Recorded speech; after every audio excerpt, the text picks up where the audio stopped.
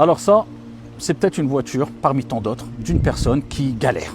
Qui galère parce qu'il a besoin de travailler, il se lève à 6h, 7h du matin comme la plupart des gens pour avoir un salaire, pour pouvoir vivre à peu près correctement. Une personne qui galère. Et quelquefois, c'est des gens qui prétendent galérer, qui crament les voitures des gens qui galèrent. Va comprendre. Et même si c'était une personne qui ne galérait pas, qui vivrait plus que correctement, de manière à l'aise, elle mérite qu'on lui crame sa voiture alors qu'elle a fait de mal à personne. Il faut comprendre une chose, il y a une règle de vie connue par toutes et tous, une règle de vie entre guillemets, qui est, voilà, si tu sèmes le mal, tu récolteras le mal. Si tu sèmes le bien, tu récolteras le bien. Comme tu fais, on te fera. C'est un peu l'effet boomerang, tout se paye. La répercussion, elle va te toucher toi, ou bien tes enfants, ou bien ta santé, ou bien tes parents. Ça ne l'oublie jamais. L'injustice, elle se paye tôt ou tard.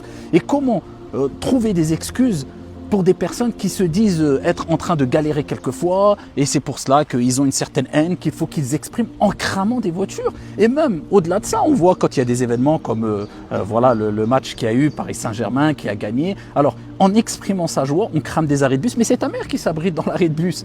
Et de toute manière, économiquement, ça va se répercuter à travers des impôts, à travers des taxes, à travers des... Donc ça va se répercuter à travers le portefeuille, encore une fois, de toi ou de tes parents ou de tes enfants, etc.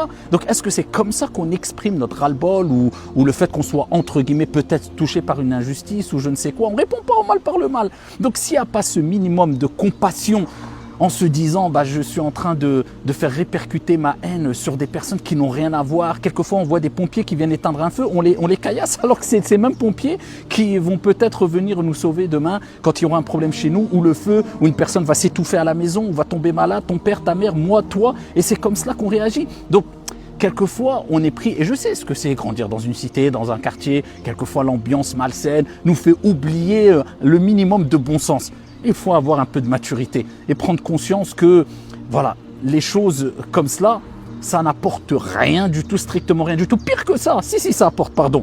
Mais tu devras payer la facture à un moment ou à un autre. C'est une règle de vie. Tu sèmes le mal, tu récolteras le mal. L'injustice, elle, doit être... elle se répercute toujours sur la personne, sur sa famille, ou etc. Alors si la dissuasion, on va dire, juridique, elle ne convainc pas les personnes, parce qu'il faut dire ce qui est, la justice, quelquefois, elle est trop laxiste. Alors je ne dis pas ça pour faire du mal à ces jeunes qui, quelquefois, voilà, ils ont une période de leur vie où ils font n'importe quoi, etc. Mais non, mais si la justice était beaucoup plus stricte sur envers ces personnes-là qui font cela, où les lois seraient beaucoup plus lourdes, la personne, elle serait plus dissuadée de faire cela et elle se préserverait et préserverait sa famille. Donc là, on est dans le débat de est-ce qu'on doit les faire payer si on voit que quelqu'un casse ceci ou cela. Mais ça, c'est la règle de base, c'est une question de bon sens. Tu casses, tu payes. Mais normalement, les peines doivent être beaucoup plus lourdes. Encore une fois, pas pour faire mal, pour dissuader, pour empêcher la personne de faire le mal parce qu'elle va se dire, oh là là, si je fais, bah voilà ce qui m'attend. Mais là, les gens se disent... Peut-être certains jeunes se disent, bon, 24 heures de garde à vue, c'est rien. Bon, si ça ne dissuade pas, dites-vous, c'est peut-être votre père, c'est peut-être une personne qui galère. Il n'y a aucun intérêt de faire ça. Un peu de bon sens. Un peu de bon sens.